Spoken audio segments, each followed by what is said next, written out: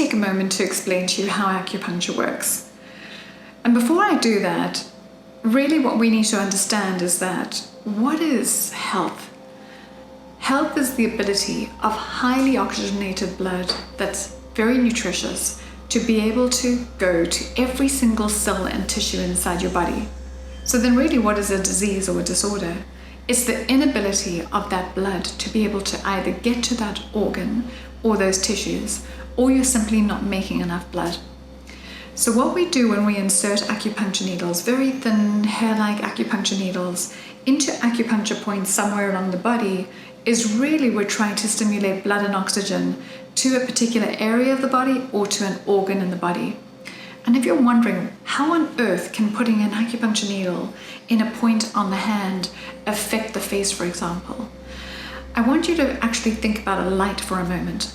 If I want to turn the light on, if I don't go to the light bulb to turn the light on, right?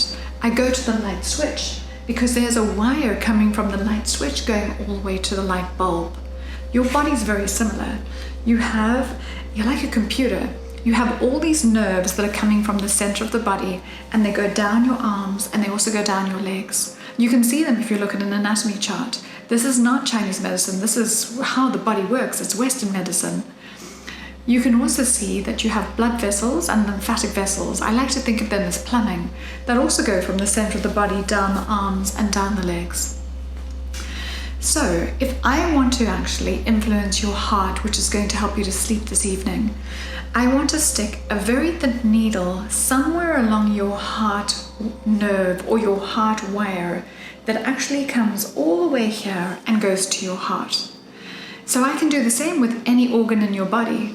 So that will explain why it is that I can put an acupuncture needle somewhere on your foot or on your leg or on your hand to actually influence your lower back or to influence one of the organs inside your body.